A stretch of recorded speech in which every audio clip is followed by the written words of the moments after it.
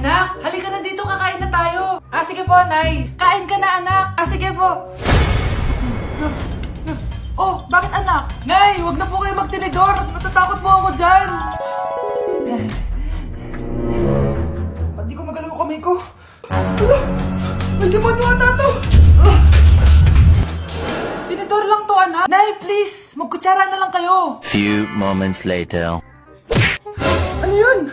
Anak, sinuntok ako ng lalaking yun, no? Akong bahala dyan, Nay. Makakatikim sa akin yan. Asan na yan? Hoy! Ba't mo sinaktan ng nanay ko? Aba, bakit? Gusto mo din ba? Go, anak! Sige, dito lumapit ka. Dito, lapit. Sige, labanan mo, anak. Takot sa tinidor? Nay, patawarin mo na siya. Di ba sabi mo sa akin, matuto tayo magpatawad? Pre, handa ka na ba? Eto na ba yung bahay? Oo, tara na, magnakaw na tayo. Parang bahay to ng crush ko ah. Bilisan mo! Ito na, ito na! Ito na. Balita ko mayayaman yung mga nakatira dito. Yayaman na tayo! Bukas. Tara na! Haha! Mukhang mahal to ah. Yayaman na ako nito.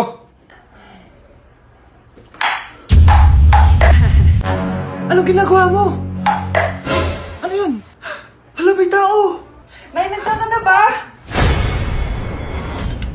Anong ginagawa mo dito, Vince? Sino yan? Magnanakaw yan. Narinig ko kasi yung ingay, tapos nakita ko siya nagnanakaw. Ang galing mo naman, nahuli mo siya. Jojowain na talaga kita. Jojowain? Tatawag na ako ng polis.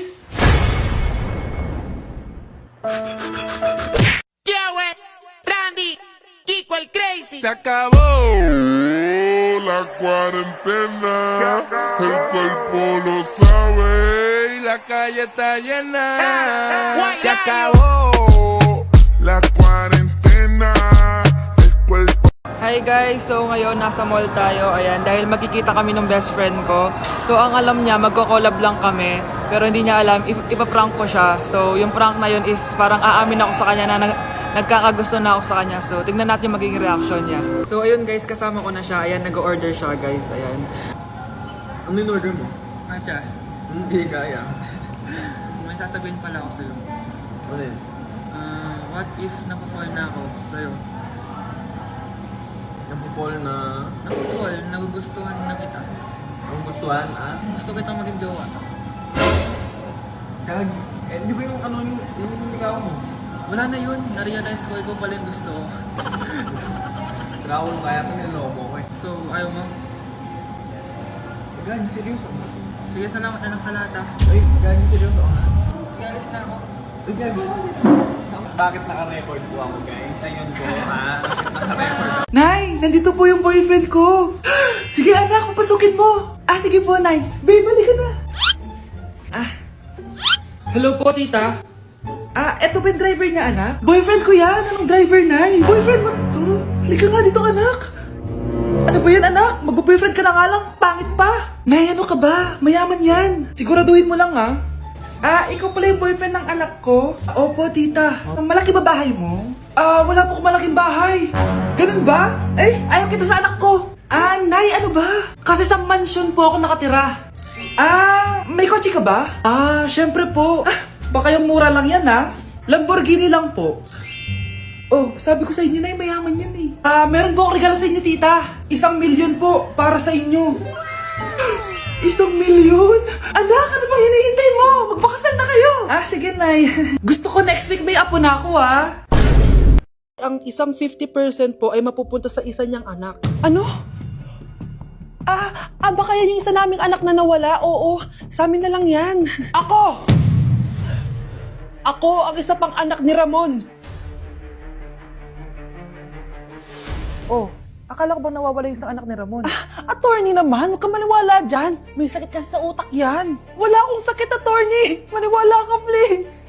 Kailangan ko pa ng sapat na ebidensya para maniwala ako sa'yo. Sige na, babalik na lang ako. Ito na ba yung bagong bahay ng anak ko? Ikaw, babae ka? Sinubukan mo pang agawin sa amin ang kayamanan ng tatay mo? Ang sama nyo, tita!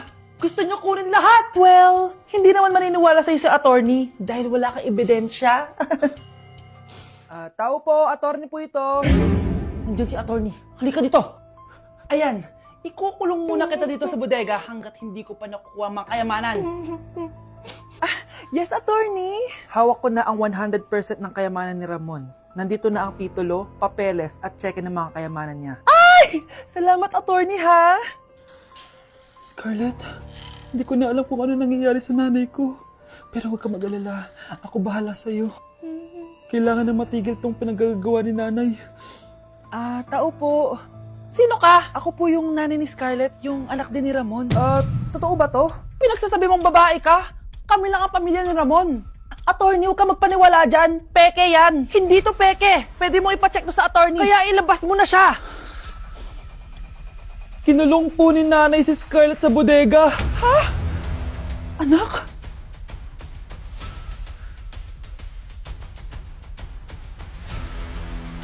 Yes! Ang taas ng score ko! Anong score mo, Scarlett? 19 yung score ko. Ay, hindi perfect. Buti pa ako, naka 20. Bawi ka na lang next time, ha? Scarlett, nagawa mo ba yung assignment natin? May assignment tayo? Hala, di ko nagawa. Huwag mo nang sasabihin kay mama. Sige, di ko sasabihin.